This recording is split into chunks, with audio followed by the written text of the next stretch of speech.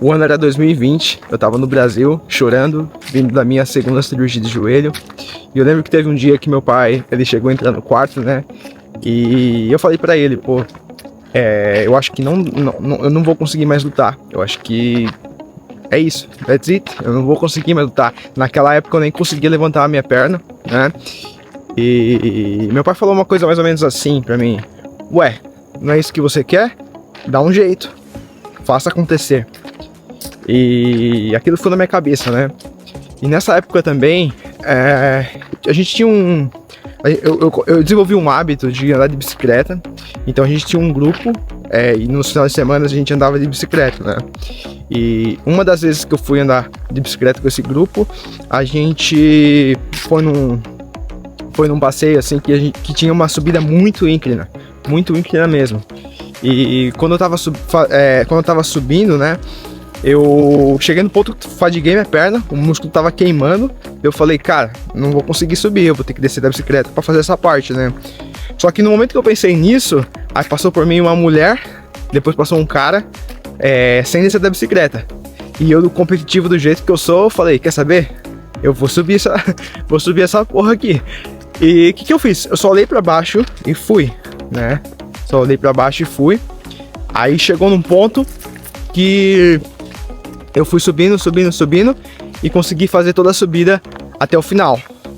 Só que daí, pra minha surpresa, quando eu cheguei no ponto mais, né, no ponto alto, na subida, tinha uma descida e depois tinha uma subida mais íngreme ainda.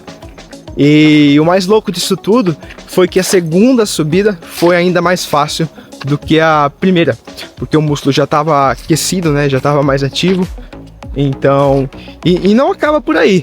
Aí depois disso também teve a descida e tinha uma subida, a terceira ainda era a maior de todas, né? Que eram 3 subidas em seguida, assim. E eu desci, né? Peguei um embalo e subi novamente. E mais uma vez foi até mais fácil do que a primeira, a segunda, porque a musculatura já estava aquecida, né? E o mais curioso disso tudo é que depois dessas 3, né? Subida assim, eu voltei para minha casa, que dava mais ou menos uns 10, 15 quilômetros da onde eu tava, e simplesmente não desci da bicicleta, não coloquei os pés no chão. E como eu tava nesse momento de muita incerteza, de muita dúvida se eu iria conseguir voltar a lutar, isso me levou a uma reflexão profunda, né? Porque no momento que eu tava pensando ali que eu não ia conseguir mais, minha cabeça, né, meu cérebro tava pensando, pô, acho que não vai dar mais. Eu continuei e não só fiz o percurso todo, como o percurso ficou ainda mais fácil. E eu falei, talvez eu esteja focando na coisa errada, porque naquele momento eu não conseguia me ver lutando, não conseguia mesmo, mas eu conseguia me ver recuperando. Então foi isso que eu fiz. Eu falei, pô, talvez eu tô mirando na subida, né, na montanha errada. Talvez o meu foco tenha que ser recuperação agora. E foi isso que eu fiz, foquei na minha recuperação. Depois que eu recuperei, né, eu consegui recuperar, eu falei, quer saber, agora eu consigo me imaginar treinando numa intensidade mais alta. E foi isso que eu fiz. Foquei em treinar com uma intensidade mais alta, até chegar num ponto que daí eu já conseguia me visualizar competindo de novo. Então eu voltei a competir e, enfim, cá estou eu hoje nos Estados Unidos, indo para minha terceira luta profissional de MMA. E eu deixo essa reflexão para vocês, né? Muitas vezes a gente quer saber o caminho todo, muitas vezes a gente quer saber o percurso todo, e a verdade é que a gente não precisa, né?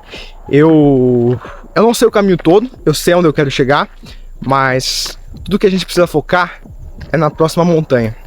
Eu sei qual é a minha próxima montanha. Você sabe qual é a sua?